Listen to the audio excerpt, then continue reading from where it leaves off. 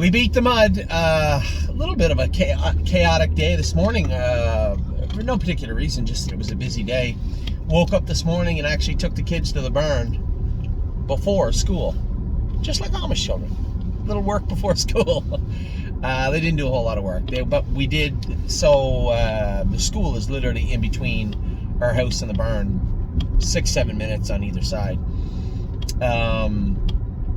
I wanted to get on the track early. I want to train brace for landing 1.5 miles. Now, James had his car, had to go to the shop for something today. He couldn't get to the barn until almost 9 o'clock. So we were trying to figure it out how we could make the best use of that time, because, again, we were worried that once it started to creep up, the track's, it's a swamp now, and it will stay a swamp until probably tomorrow or tonight when it freezes again.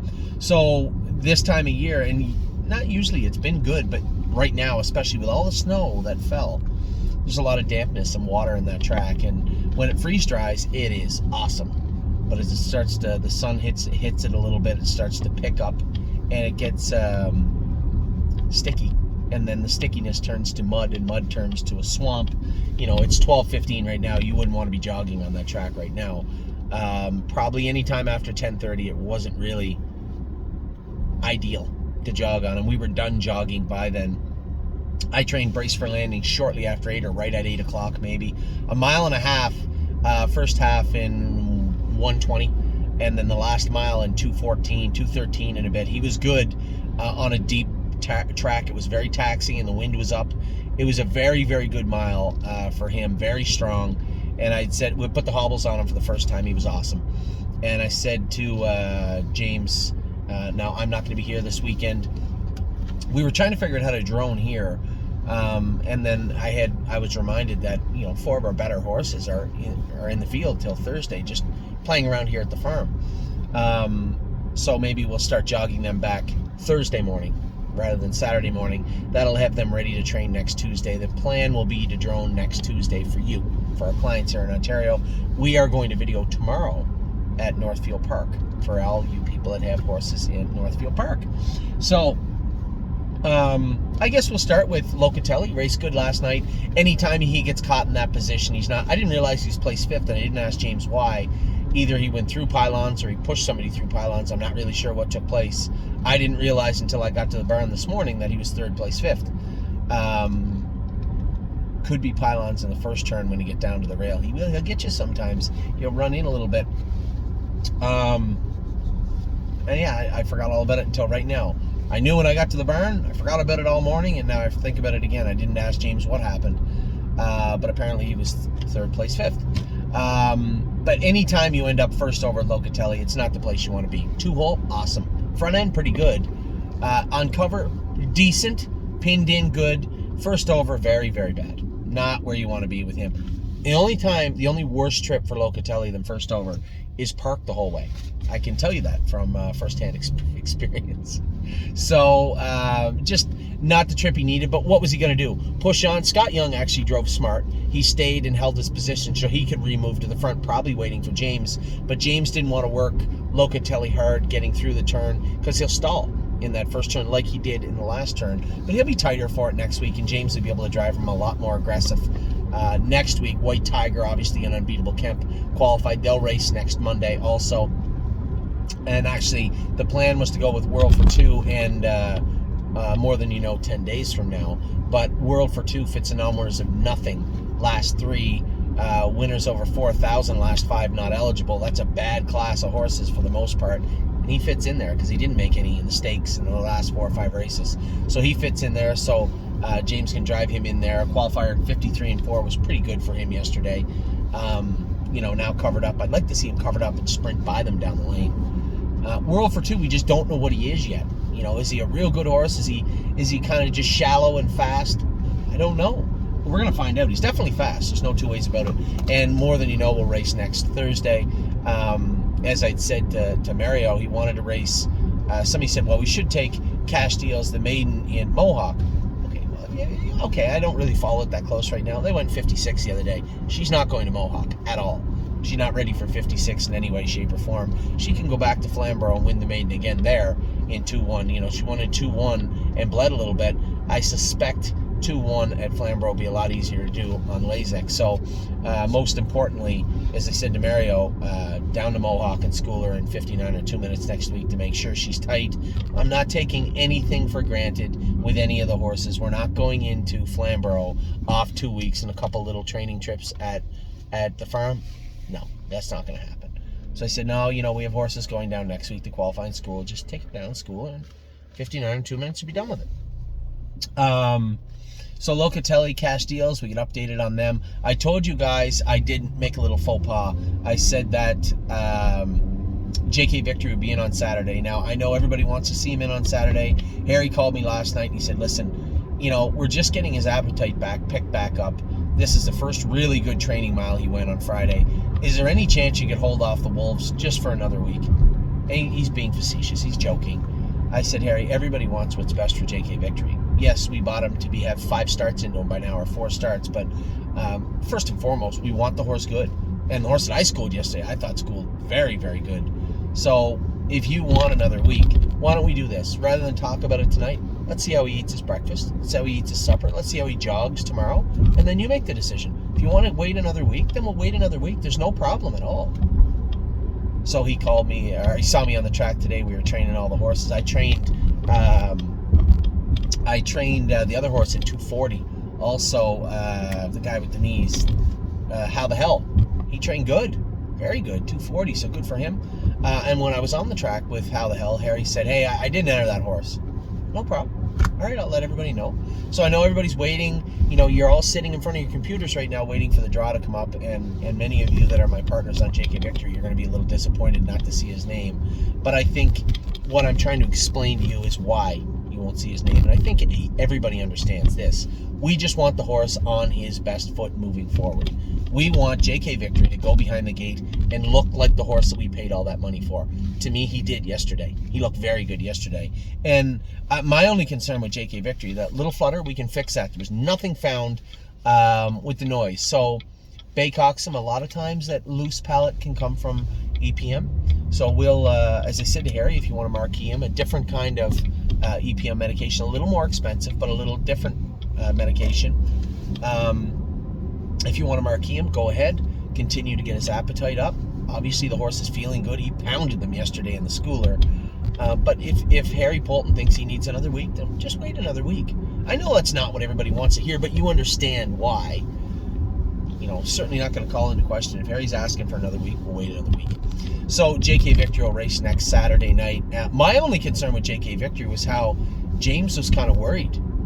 I think he got a little scare into him from the step he put in the schooler and maybe the way he paced his first start.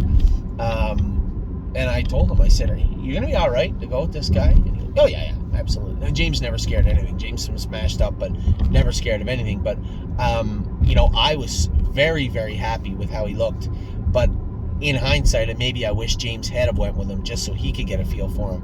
But I don't think we need to make any physical or mechanical changes with JK Victory. I know our vet bill is going to be a little more this month because we were trying to get him squared away. I think we will shock that right ankle front and back again before he races. We're allowed to 96 hours before per the AGCO rules, so that's what we'll do.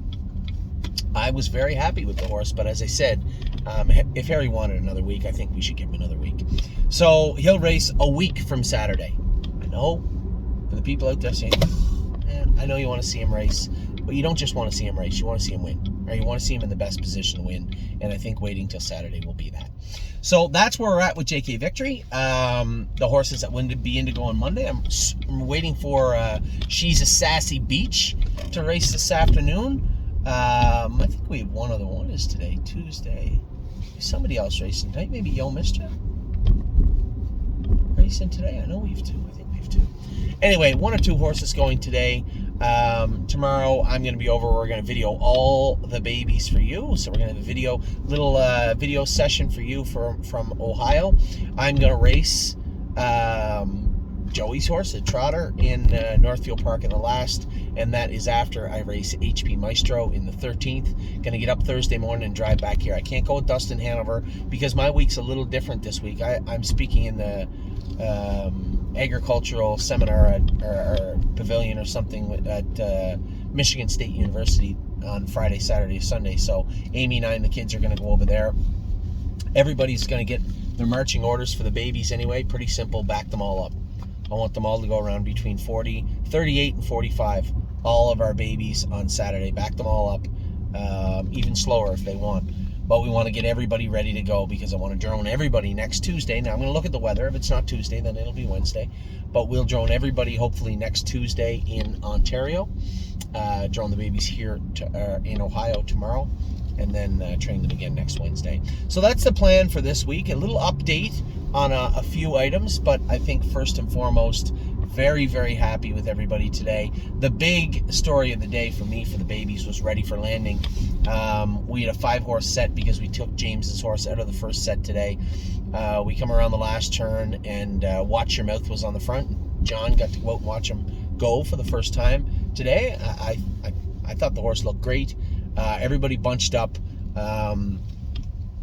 The muscle mass filly Greg ended up going with first over. What's her name?